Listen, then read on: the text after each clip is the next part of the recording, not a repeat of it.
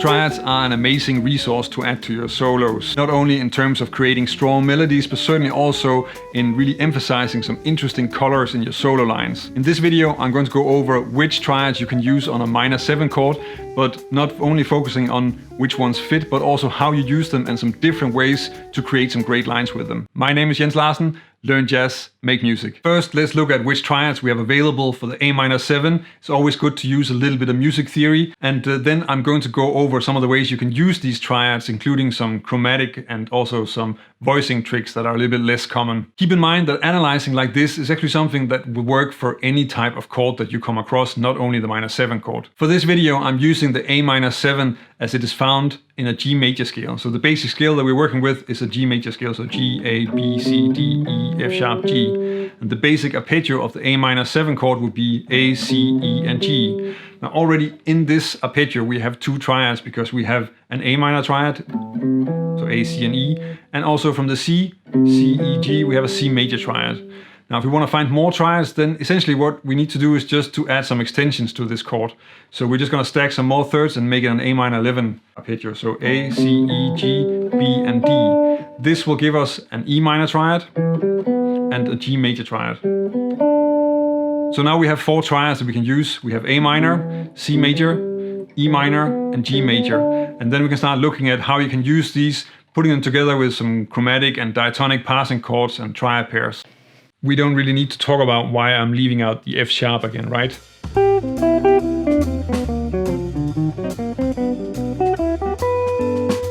A great place to start is with some of the basic triads that work really well with the chord.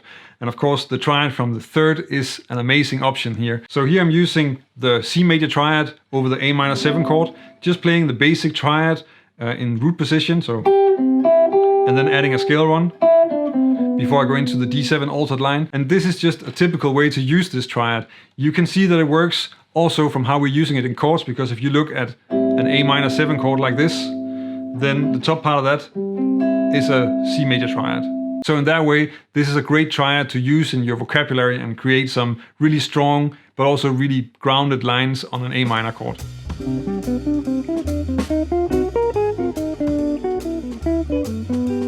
The G major triad can be a little bit tricky to make lines with because it's starting at the 7th of the chord and we're kind of losing the connection to the basic chord sound. But a way to work around this is to make some lines where we're taking this triad and then combining it with the 3rd of the chord to sort of state the connection and still keep the sound of the chord. And this is actually something that we also do with chord voicing. So you might already know a chord voicing like this one, where we have the C and then a G major triad on top. The same goes for this one. So C and then a G major triad. The example that I played with this is using a Michael Brecker or Chris Potter trick, at least they both use it, where I'm first playing the low C and then adding the rest of the arpeggio. And that's sort of creating a quintal arpeggio with an extra added major 7. They don't actually use it on major 7 chords, they use it on minor 7 chords in the places where I've talked about it and also where I've come across it. But it works as well for this kind of line.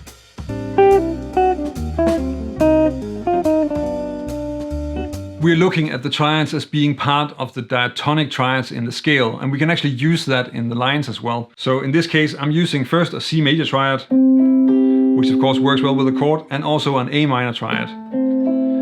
And we can just add the triad that's in between because we're moving from this one that works really well and is really strong. Then I'm adding the B minor as a passing chord or as a passing melody, and then going down to the A minor that also really works well with the chord. And in that way we can construct lines that move a little bit more around, and then we're going to have some melodies that are sort of just a slightly different sound, but then resolving back into the chord.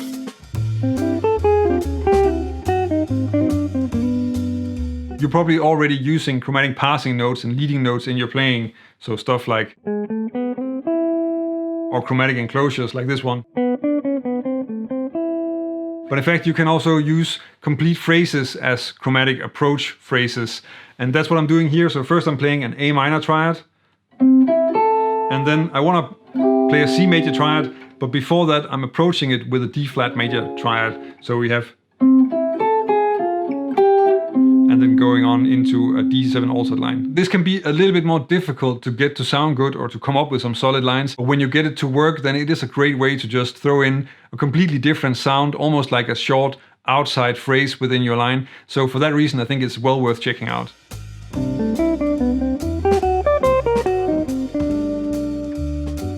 Spread triads is a great way to use triads to create something that makes sense as a melody, but still has a lot of large intervals, because that's of course something that can be quite difficult to get to work in your solo lines. So if we look at a second inversion A minor triad like this, then if I take the second highest note, so the A in this case, and take that down an octave, then I have this structure.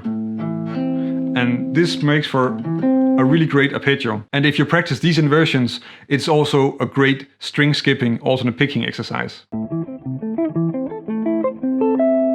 In the example, I'm using a first inversion A minor spread triad from the low C here, and then combining that through an enclosure with a C major triad before I go into the D7 altered line. And this is a really great way to introduce both some large intervals, so we have the 6th and the 5th in the beginning here, but also just a really large range into the line, because we're moving from C up to G within one bar. And that's a really nice way to create a little bit of drama and a little bit of excitement in your solo. A triad pair is a set of two triads with no common notes. And if you want to find triad pairs in a major scale, then you're going to end up with triads that are next to each other. So for our A minor 7 chord, then two triads that work really well together would be the A minor triad and the G major triad.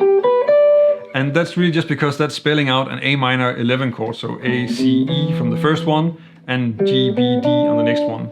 And you can use this in a line like this. And the way I like to use triad pairs, as you can tell in the line, is to first play one and then play the other, and in that way sort of changing between two sounds on top of the chord. That creates sort of an ambiguous melody that sometimes sounds really like A minor and sometimes sounds a lot more like it's out in the extensions, which is just a nice way to create a more interesting melody. Taking something that you're practicing, like a scale or an arpeggio, and then turning it into something that you can actually make music with can be quite a difficult process. So it's good to have some strategies so that you can start working with it. You can easily turn whatever you're working on in your technique into something you can also make music with. And a few of those strategies are covered in this video, where I'm taking a look at how to make some solid lines with arpeggios.